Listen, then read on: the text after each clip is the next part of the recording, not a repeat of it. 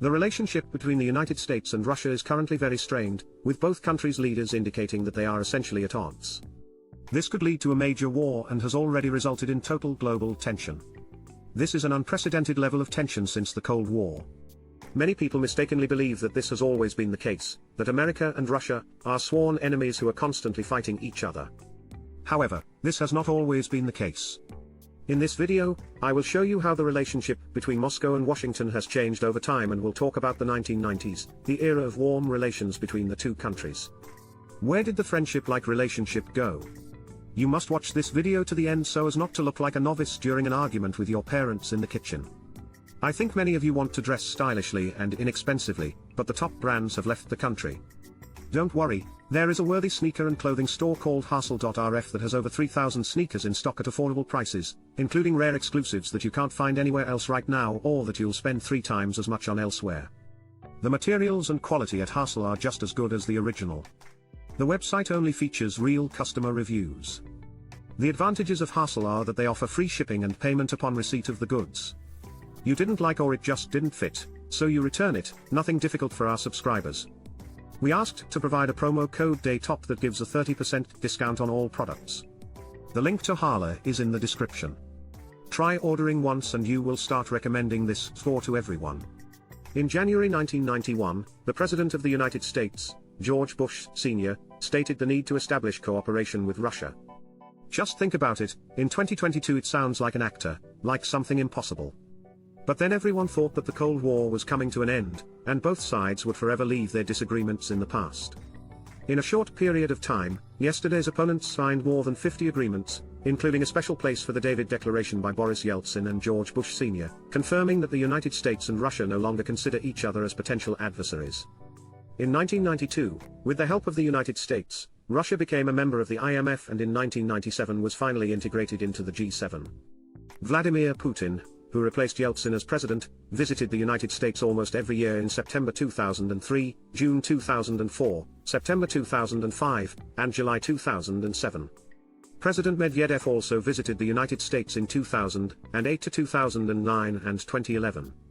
What was it if not friendly relations? It was not as close as the relationship between Russia and Belarus, but still, there was no indication of a return to total confrontation in this photo. Boris Yeltsin, wearing a cowboy hat, accepts a gift from an American governor.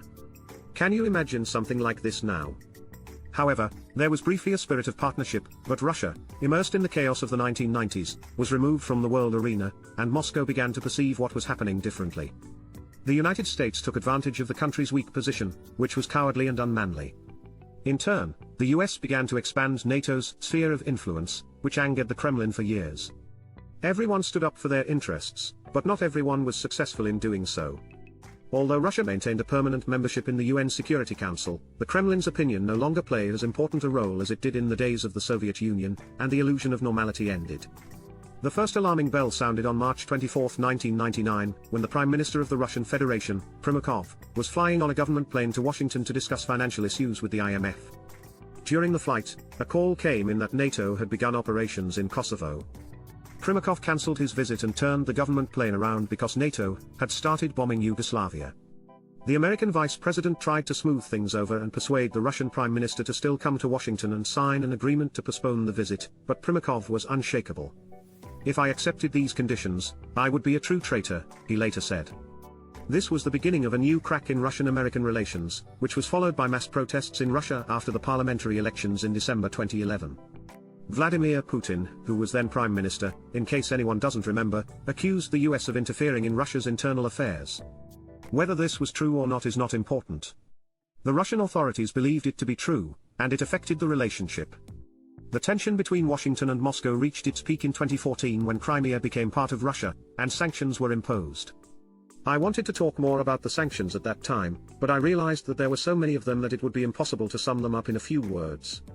Let us know in the comments if you want us to make a separate video about all the sanctions imposed on Russia. Each new US president's administration essentially chose the same political course each time, which resulted in an unwillingness to accept Russia as it is and attempts to influence domestic politics. Outside of Moscow, there was a desire to maintain the previous influence in the post-Soviet space, although their actual power had already diminished. This led to resentment and misunderstandings, and the situation we see now. NATO sees the United States as the only organization responsible for security in Europe and regularly expands the Euro-Atlantic security system, shifting borders. Of course, in Moscow's eyes, this looks like a threat to their security, and the current challenge for Russia became 2004, when 7 countries, including 3 former Soviet republics, Latvia, Lithuania, Estonia, joined NATO. This essentially marked Moscow's defeat. Putin referred to the collapse of the Soviet Union as the greatest geopolitical catastrophe of the 20th century, and his words resonated with many Russians. The situation was further aggravated during the 43rd Munich Security Conference, during which Putin declared a crisis in the international relations system.